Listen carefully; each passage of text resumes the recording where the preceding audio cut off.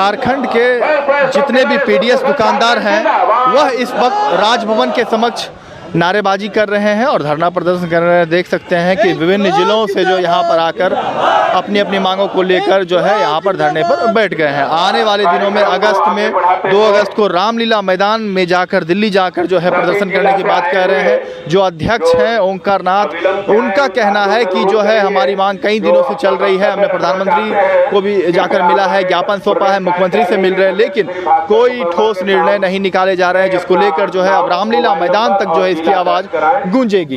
क्या कुछ कहना है इस पूरे मामले को लेकर कि पीडीएस दुकानदारों को कितनी मांगे हैं और किन किन मांगों को लेकर ये किन किन से मिल रहे हैं और क्या कुछ इनका कहना है तमाम चीजों को लेकर, यह देखिए। हमारी मुख्य मांगे हैं कि वर्ल्ड फूड प्रोग्राम के रिकमेंडेशन के आधार पर 440 रुपये प्रति क्विंटल अनाज में हमें कमीशन दिया जाए और जीवन यापन के लिए भत्ता के लिए हमें इतना हमको प्रावधान किया जाए कि लगभग 50,000 रुपया महीना हमें प्रति माह की आमदनी हो, ताकि हम अपने बाल बच्चे परिवार का हम अच्छी तरह से गुजारा कर सकें। दूसरी है कि हैंडलिंग लॉस पूरे देश में घटतौली के नाम पर करोड़ों अरबों का खेला हो रहा है। हमें अनाज कम दिया जाता है और उस अनाज की भरपाई हमको करनी पड़ती है। इसलिए हमने भारत सरकार से डिमांड किया है कि भारत सरकार के तहत जो खाद्य सुरक्षा योजना चल रही है, इस योजना में प्रति क्विंटल डिमांड मेरा 2 किलो था, लेकिन 1 किलो पर हमारे वार्ता के समक्ष में सहमति बन रही थी। उस 1 किलो को जो सहमति बनी है प्रति क्विंटल 1 किलो शॉर्टेज देने का, इसको लागू किया जाए जल्द से जल्द।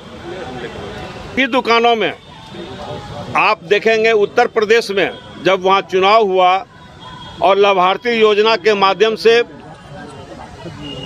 देश के राजनीतिक दल ने वहाँ सत्ता प्राप्त किया, तो वहाँ पर फ्री में सरसों का तेल, फ्री में दाल और फ्री में चीनी सब 1-1 केजी करके दिया जा रहा है।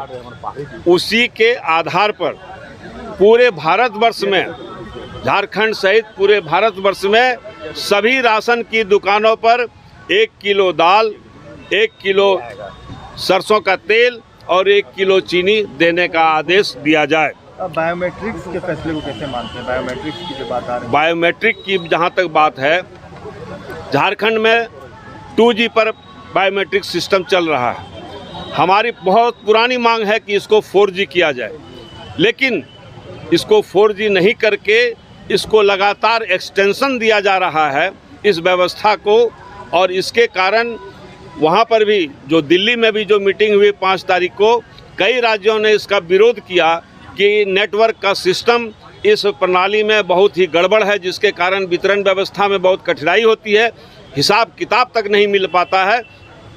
तो इसलिए हमारा यह डिमांड्स होगा कि बायोमेट्रिक सिस्टम, चूँकि अब 5G का अब ज़माना आ गया है, इसलिए अब कम से कम इसको 4G तक इसको ले जाया जाए। झारखंड के 26,000 डीलर अपने हक और हुकूक के लिए जो भारत सरकार के द्वारा पूरे देश के जन वितरण विक्रेताओं का लगातार शोषण किया जा रहा है, लगातार प्रताड़ित किया जा रहा है, उसके लिए देश के 6,30,000 डीलर कमर कस चुके हैं और आंदोलन की एक रूपरेखा तैयार हो चुकी है, जिसके तहत 11 तारीख को पूरे देश के जिला मुख्यालय में जन वितरण विक्रेताओं द्वारा 1 दिवसीय धरना दिया गया। उस धरना के माध्यम से हमने प्रधानमंत्री को एक 9 सूत्री मांग सौंपी है और कहना है कि अगर 1 अगस्त को हमारी सभी मांगे नहीं मांगी जाती है, तो हमारा जो आंदोलन है उसके क्रम में 2 अगस्त के